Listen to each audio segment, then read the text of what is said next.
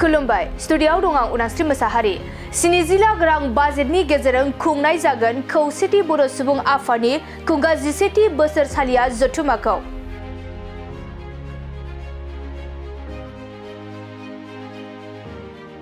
कामरुप जिल्ला झारखन्डा माइनाव फोथार जाजि खनायाव फैगौ 2025 इं मायथाइनि 7, 8 आरो 9 जानुवारि दानाव सानथामनि हाबाफारिजों खौसेथि बर' सुबुं आफादनि खुंगा 11थि बोसोरसालिया जथुम्माखौ गाजा गोमजायै खुंफुंनो थाखाय बानजाय आफाद मिरु खौसेथि बर' सुबुं आफादनि दैदेनगिरि आरो जाजिखना गामिनि दैदेनगिरि ओनसोलनि दैदेनगिरि बिथांमोनजों दिनै गुवारै सावरायलायदों। मख'नो गोनांदि कामरुप जिल्ला जाजिखना ओनसोलनि सोलोंथाइनि रांखान्थि हा-हुनि जेंना बिथानि बायजोआव थानाय बर'फोरनो आबुं काउन्सिल नांगौनि सायाव गामि सोसननायनि सायाव गेवलाङै रायजो राजाफोरनि सिगाङाव मिथिहोनो थाखाय बानजाय आफादा मिरु खौसेथि बर' सुबुं आफादखौ दानि आसामनि गिबि मन्त्रि डक्टर हिमन्त बिश्व शर्मा, आसामनि सोलोंथाइ बिफाननि मन्त्रि डक्टर रनज पेगु, बिटिआरनि गाहाय मावफुं सोद्रोमा प्रमद बर', दुलाराय बर' फरायसा आफादनि आफादगिरि दिपेन बर' बिथांमोनखौ आलासि महरै हांख्रायनो खावलायदों।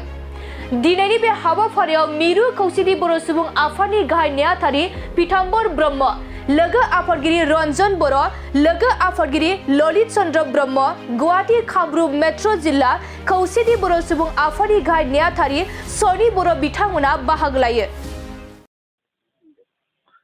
खौसेथि बर' सुबुं आफादनि 11थि बोसोरारि जथुम्मा बे जथुम्माखौ जोङो फैगौ जानुवारि 2025नि 7, 8 आरो 9 अक्ट'आव खुंनो थाखाय थाम-थिम खालामदों। कामरुप जिल्लानि सिङाव थानाय नैबे जाजिखना कसारि मल होननाय थावनियाव जों खुंगोन।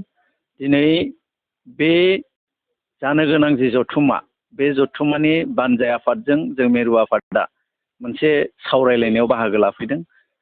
इतिमध्ये जोङो बानजाय आफाद दाबाय। बे बानजाय आफादाव गासै 250सासो सोद्रोमा, 17था दालाय आफाद आरो गाहाय आफादखौ लानानै जोङो गासैखौबो आफादफोरनो बिबानखौ गथायबाय।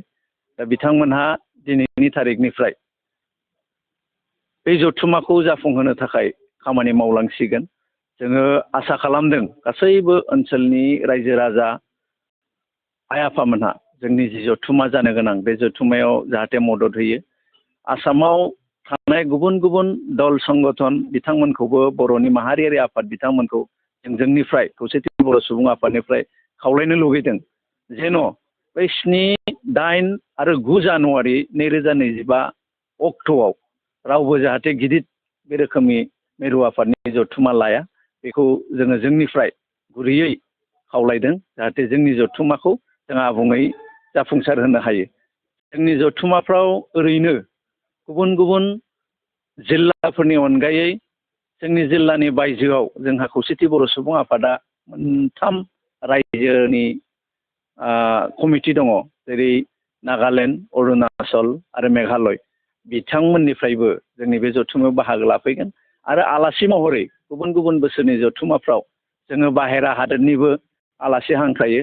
एबारबो जोङो बे रोखोमैनो हांख्रायनायनि थाम-थिम खालामदों। जिहेथु सानथामनि हाबाफारि, गेजेरनि जि हाबाफारि 7, 8 अक्ट'आव जोङो मोननैसो जोङो सेमिनार लानायनि बाथ्रा जोङो इतिमध्ये सिदान्त लादों, बेखौ जोङो लागोन।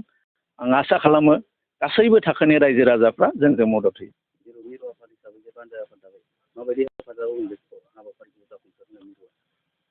जों मिरुनिफ्राय सानफ्रामबो नैबे बानजाय आफादजों मदद होनाया थाबाय थागोन। जोंना जिहेथु नैबे जिथु सेसन, बे सेसना टार्मिनेटिं सेसनबो, गोदान आफाद जोङो बेयाव दागोन। बेनिखायनो बेखौ जोङो खोब इम्परटेन्ट होननानै बे जथुम्माखौ मोजाङै जाफुंहोनो थाखाय मिरुनिफ्राय हाजासेखौ जोङो नाजागोन।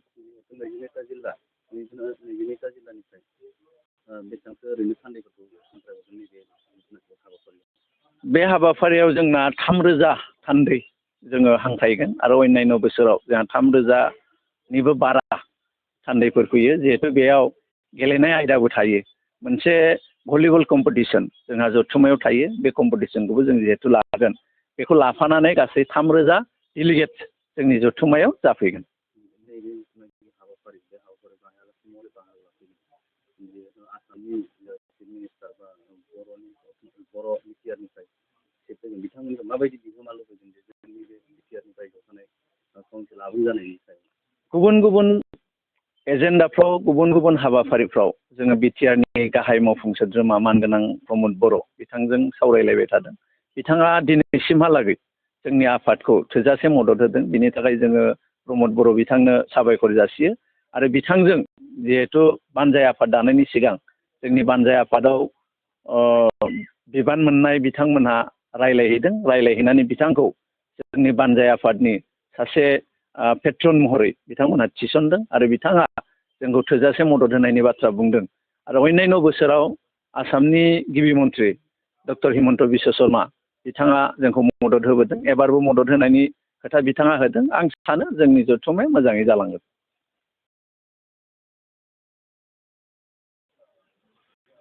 दिनै खुंग्रा 17थि बोसोरसालिया जथुम्मानि मोनसे मेल जादों। बेवहाय बानजाय आफाद आरो खौसेथि मिरु सुबुं आफादनि दैदेनगिरि बिथांमोनजों जोङो जिरायनाय जायो।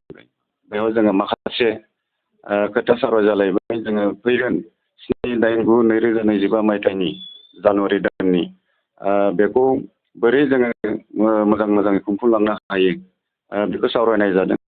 जोङो बानजाय आफाद हिसाबै जोङो खुंफुंनायनि लाहार फाहार खालामनाय जादों। मोजाङै जोङो सानथामनि हाबाफारिखौ मोजाङै खुंफुंलांगोन बेखौ जोङो मिरु आफादनो जों बुंनाय जाबाय। आरो मोनसे खोथाखौ जोङो फोरमायदों बिथांमोनाबो जोंखौ बानजाय आफादखौ माने सानफ्रोमबो खबर लायो। बिथांमोना जोंखौ सहाय खालामो आरो जोंनि नैबेहाय कामरुप जिल्लायाव दिनै मोनसे खोथाखौ आं बुंनो नागिरो। खारन बर' माहारिनिनो बिदि सेन्ट्रेलि हिसाबै माने एनुवेल कनफारेन्स खुंफुंनो मोनाखै।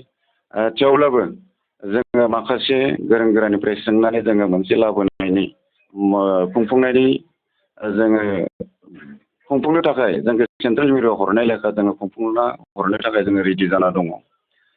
खोथाया मा, बे कनफारेन्सआव जोङो आसामनि गिबि मन्थ्रि chief minister doctor Himanta Biswa शर्माखौ जोङो लाबोनो नाजादों। बिथांखौ जोङो साननैनि उनावनो जोङो कनसेन्ट लायगोन आरो लोगोसे खौसेथि मिरु सुबुं आफादखौ जोङो खावलायनाय जादों बानजाय आफादनिफ्राय जोंनो चिफ मिनिस्टारखौ जोंनो नांगौ। मानो होनब्ला जोंनि नैबे झारखन्डा माइनाव फोथारनि जिखिनि बर' एलेका बेयाव माखासे सरकारि भाबैबो जोंहा डेभेलपमेन्ट जानो बहुद खामानि दङ। मानो होनब्ला जोंनि बर' गामिफोराव स्कुलनिफ्राय हमनानै जोंनि अंगनाबादि सेन्टार बा लामा दथा जोंनिया जाफुङाखै। दा ओंखायनो बे लकेल एमएलए दिगन्त कलिता बिथांजों जोङो रायलायनानै जेन चिफ मिनिस्टारखौ जोङो बुंनो हायो आरो जोंनि खौसेथि मिरु सुबुं आफादनि दैदेनगिरि बिथांमोनखौ लानानै जोङो चिफ मिनिस्टारजों थांनो हायो बेखौ आं आसा खालामदों। आरो सानथामनि हाबाफारि जिखिनि जोङो कनफारेन्स लादों बेवहाय जोङो 70 लाखसनि सायाव जोङो बाजेट हमदों। जोंहा माखासे एगजिबिसन थागोन, मार्केट थागोन, जिखिनि जोंनि कनफारेन्सआव खामानि मावनो गोनां लागতিয়াल बेफोरखौ जोङो लानानै जोङो साब कमिटि जोङो दानाय जादों। 17 मेडिकेलनिफ्राय हमनानै जिखिनिखौ जोंनो नांगौ बेखौ दाफुंना लानाय जादों। दा ओंखायनो दिनै साब कमिटि बानजाय आफाद रिसेपसन कमिटि आरो मिरु आफादजों जोङो मिटिं लानानै माखासे खोथा सावरायनाय जायो बायदि। बाजाज बाइक सालायनो मोजां मोनग्रा रायजो राजाफोरनि थाखाय मोनसे गोजोनथाव खौरां। सेरफांगुरि बाजाज श'रुमा फुजा 2024 धामाका अफार होगासिनो दं। क'क्राझार जिल्ला सेरफांगुरियाव थानाय फुंखा इन्टारप्राइज बाजाज श'रुमा सेप्तेम्बरनिफ्राय 30 अक्ट'बर फुजा 2024 धामाका अफारनि खाबुफोर होगासिनो दं। नोंथांमोना सेरफांगुरियाव थानाय फुंखा इन्टारप्राइज बाजाज श'रुमाव खुंफुंजानाय फुजा धामाका अफाराव फैनानै नोंथांनि लुबैनाय बाजाजनि बाइकखौ लांफैनो हागोन। रायजो राजाफोरनो फुंखा इन्टारप्राइज बाजाज श'रुमा लाबोनाय अफारफ्रानो जाबाय 5 litre petrol free pressure cooker, free helmet, एक्सचेन्जनि एभेलेबल, लोगोसे केस होनानै बाइक बायगिरिफोरनो 1000 रां केसबेक हरफिननाय जागोन। आरो बाइक बायगिरिफोरनो फ्रि लटारि कुपनबो हरनाय जागोन। बे लटारि कुपनाव जाखाङोब्ला washing machine, refrigerator, android TV, smart watch आरो एन्ड्रइड फन बेफोर मोनबा प्राइजफोरखौ मोननो हागोन।